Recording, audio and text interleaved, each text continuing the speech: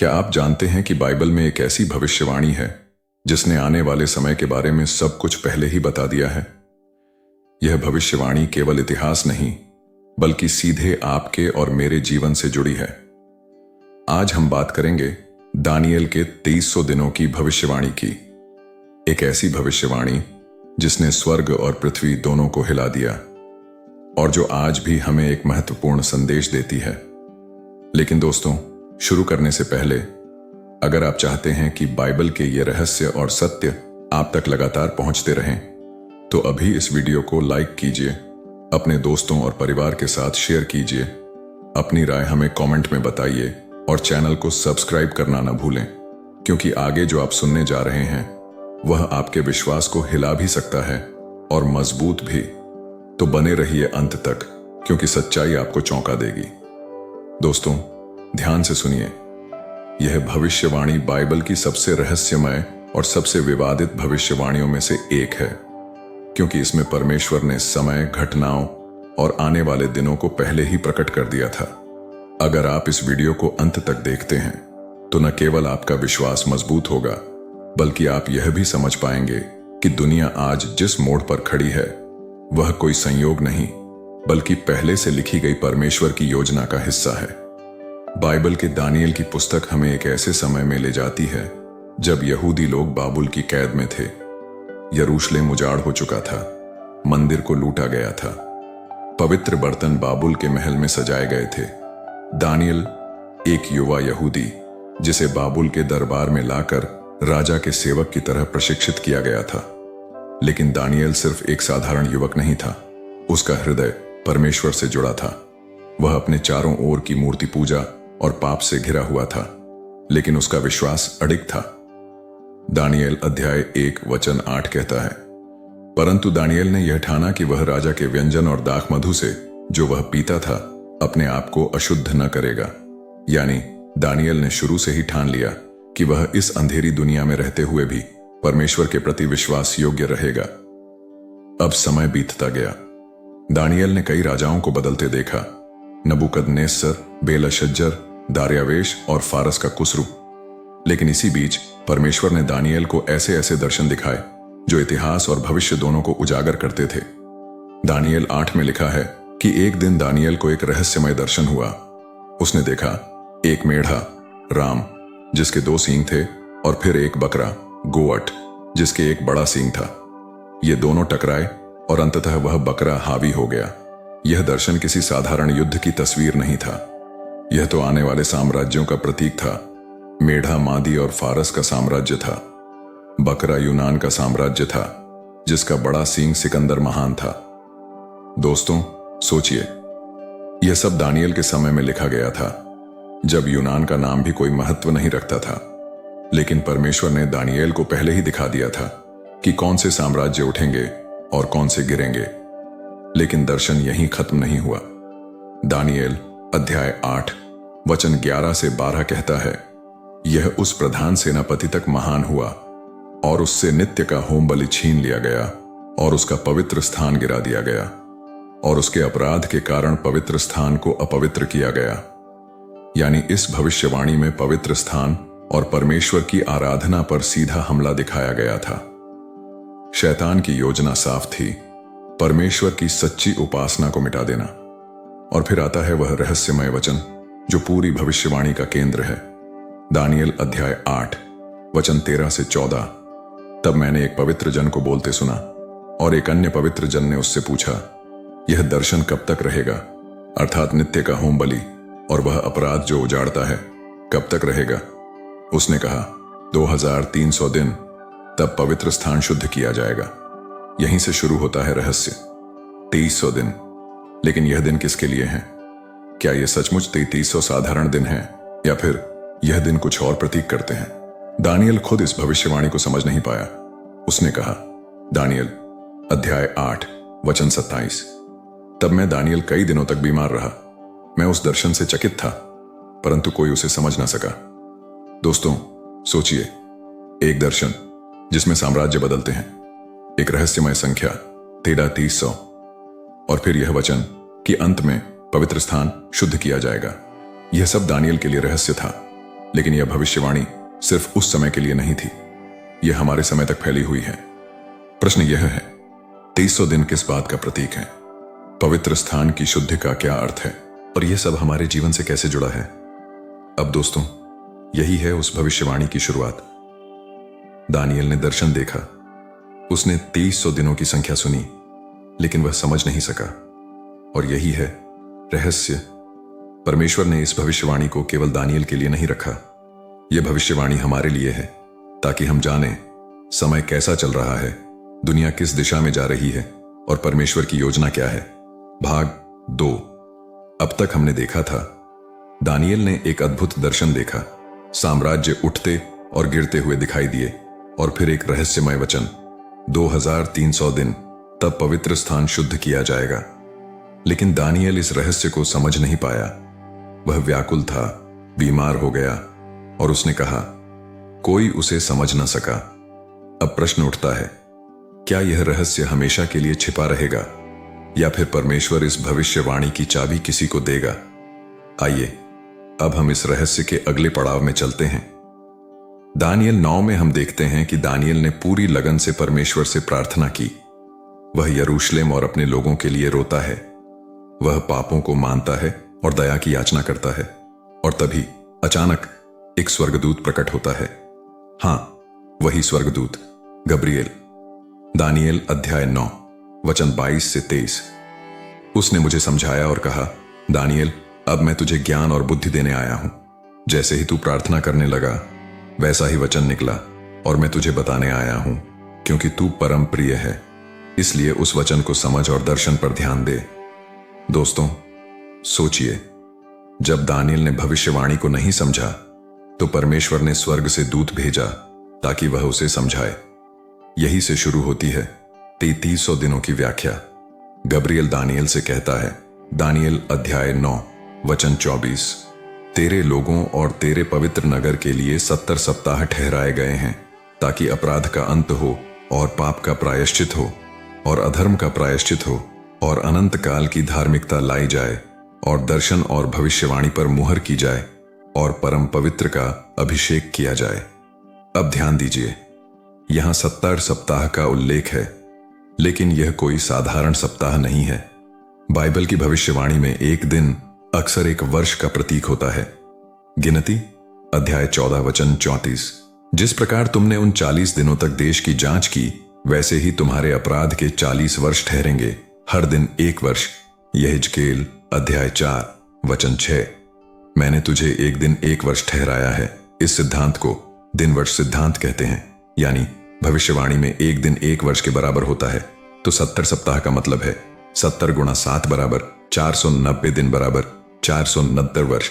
लेकिन यह 490 वर्ष कब से शुरू होते हैं? गब्रिएल स्पष्ट कहता है, दानियल अध्याय 9 वचन 25, इसलिए तू जान ले और समझ ले कि जैसे ही यह वचन निकले कि यरूशलेम को फिर से बनाने और खड़ा करने की आज्ञा दी जाए, तब से मसीह प्रधान तक 7 सप्ताह और 62 सप्ताह होंगे। यानी यह समय यरूशलेम को फिर से बनाने की आज्ञा से शुरू होता है। इतिहास हमें बताता है कि यह आज्ञा फारस के राजा अर्तक्षत्र ने दी थी, जो लगभग 457 ईसा पूर्व में हुई थी। यहीं से भविष्यवाणी की घड़ी शुरू होती है। अब ध्यान दीजिए, 457 ईसा पूर्व से 443 वर्ष गिने, क्योंकि 7 + 22 बराबर 59 सप्ताह बराबर 443 वर्ष। तो यह हमें ले जाता है 27 ईस्वी तक। और उसी वर्ष क्या हुआ? यही वह साल था जब यीशु मसीह ने बपतिस्मा लिया और अपनी सेवकाई शुरू की। दोस्तों सोचिए, सैकड़ों साल पहले दानियल ने मसीह के आने का समय भविष्यवाणी में देख लिया था। फिर आगे लिखा है, दानियल अध्याय 9 वचन 26 से 27, और वह 1 सप्ताह के लिए बहुतों के साथ वाचा दृढ़ करेगा और आधे सप्ताह में वह मेल बलि और अन्न बलि को बंद करेगा। यानी भविष्यवाणी कहती है कि मसीह बीच में बलिदानों को समाप्त करेगा। और यह सचमुच हुआ।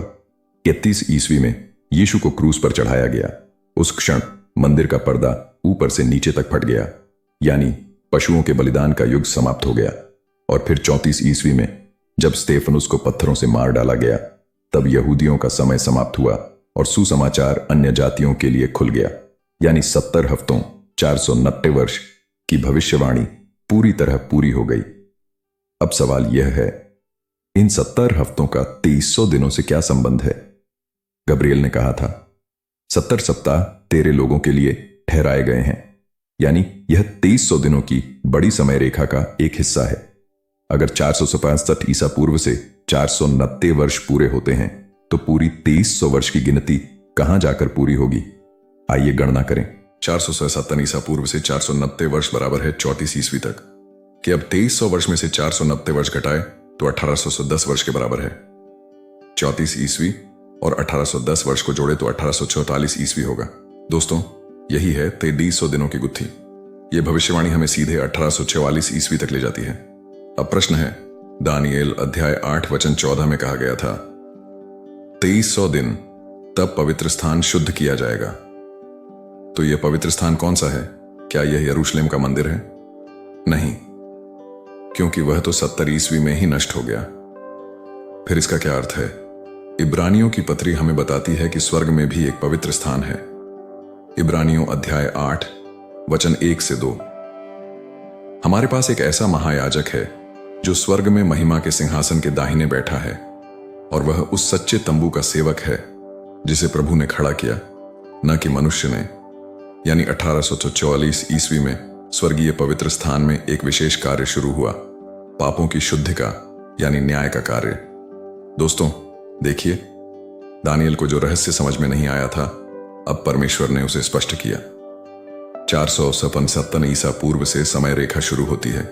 यीशु का बपतिस्मा, क्रूस पर चढ़ाया जाना और यहूदियों का समय सब सही सही पूरे हुए, और अंत में यह भविष्यवाणी हमें 1844 ईस्वी तक ले जाती है, जब स्वर्गीय पवित्र स्थान में शुद्धि का कार्य शुरू हुआ। अब सवाल है, यह शुद्धि का कार्य क्या है?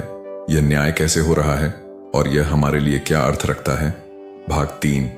दोस्तों, हमने पिछले भाग में देखा कि 2300 दिनों की गिनती हमें कहां तक ले गई। 1844 ईस्वी।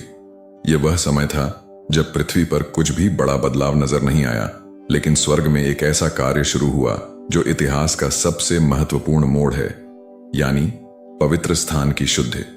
लेकिन यह शुद्धि है क्या, और यह क्यों जरूरी है? आइए इस रहस्य में गहराई से उतरते हैं। बाइबल हमें बताती है कि स्वर्ग में भी एक पवित्र स्थान है। इब्रानियों अध्याय 8 वचन 1 से 2 कहता है, हमारे पास एक ऐसा महायाजक है जो स्वर्ग में महिमा के सिंहासन के दाहिने बैठा है, और वह उस सच्चे तंबू का सेवक है जिसे प्रभु ने खड़ा किया, न कि मनुष्य ने। यानी जिस प्रकार पृथ्वी पर मूसा के समय का तंबू और बाद में यरूशलेम का मंदिर था, उसी का एक सच्चा प्रतिरूप स्वर्ग में है। धरती का मंदिर केवल उसकी छाया था, और वहां कौन सेवा कर रहा है? यीशु मसीह स्वयं, हमारे महायाजक। इब्रानियों अध्याय 9 वचन 24। मसीह हाथों से बने पवित्र स्थान में प्रवेश नहीं किया, जो सच्चे का केवल प्रतिरूप है, बल्कि स्वर्ग में ही प्रवेश किया, ताकि अब वह हमारे लिए परमेश्वर के सामने उपस्थित हो। यानी जब यीशु स्वर्ग में गए तो उन्होंने हमारे लिए मध्यस्थता का कार्य शुरू किया। अब प्रश्न है, दानिएल अध्याय 8 वचन 14 में कहा गया, 2300 दिन तब पवित्र स्थान शुद्ध किया जाएगा। तो यह शुद्धि का क्या मतलब है? अगर हम पुराने नियम में देखें तो हर साल एक विशेष दिन होता था, प्रायश्चित का दिन, डे ऑफ एटोनमेंट। उस दिन महायाजक पवित्र स्थान के अंदर जाता था और पूरे इजराइल के पापों की शुद्धि करता था। यह दिन लोगों के लिए बहुत गंभीर दिन होता था, न्याय का दिन। लेवी व्यवस्था 16 में इसका पूरा वर्णन मिलता है। तो जब 1844 ईस्वी आया, तब स्वर्ग में भी यही कार्य शुरू हुआ, स्वर्गीय प्रायश्चित का दिन, यानी पापों की अंतिम शुद्धि और न्याय की प्रक्रिया। अब ध्यान से सुनिए, यही समय है जिसे बाइबल कहती है, प्रकाशित वाक्य अध्याय 14 वचन 7, परमेश्वर से डरो और उसकी महिमा करो, क्योंकि उसके न्याय करने का समय आ पहुंचा है। यानी 1840 से लेकर अब तक हम एक विशेष युग में जी रहे हैं, न्याय का युग। यहां यह तय हो रहा है कि कौन यीशु के लहू से ढके हैं और कौन अपने पापों में खोए हुए हैं। यहां यह जांच नहीं हो रही कि परमेश्वर को जानकारी चाहिए, क्योंकि परमेश्वर सब जानता है, बल्कि यह न्याय स्वर्गदूतों और समस्त ब्रह्मांड के सामने हो रहा है, ताकि सब देखें कि परमेश्वर न्यायी है और उसके फैसले सही हैं। दानिएल अध्याय 7 वचन 9 से 10 कहता है, मैंने देखा कि सिंहासन रखे गए और प्राचीन कालीन बैठा। उसकी सभा के सामने न्याय की पुस्तकें खोल दी गईं। दोस्तों, सोचिए, स्वर्ग में पुस्तकें खुली हुई हैं। हमारे जीवन, हमारे कर्म, हमारी बातों, सबका हिसाब लिखा हुआ है। इतिहास बताता है कि 1840 के आसपास दुनिया में भी बड़े बदलाव होने लगे। विज्ञान और तकनीक में क्रांति आई, औद्योगिक क्रांति तेज हुई, उपनिवेशवाद का युग अपने अंत की ओर बढ़ने लगा और सबसे महत्वपूर्ण, बाइबल के अध्ययन और प्रचार का नया आंदोलन शुरू हुआ। कई लोगों ने यह समझा कि यीशु लौटने वाले हैं। हालांकि वे समय और घटना को पूरी तरह समझ नहीं पाए, पर यह सच था कि भविष्यवाणी की घड़ी चल पड़ी थी। अब सवाल है, इस समय हमारे लिए क्या उम्मीद है? इब्रानियों अध्याय 7 वचन 25। वह उनका पूरा पूरा उद्धार कर सकता है जो उसके द्वारा परमेश्वर के पास आते हैं, क्योंकि वह उनके लिए विनती करने को सर्वदा जीवित है। यानी इस समय यीशु हमारे लिए स्वर्गीय पवित्र स्थान में खड़े हैं। वह हमारे पापों को अपने लहू से ढांपते हैं। वह हमारे बचाव में खड़े हैं।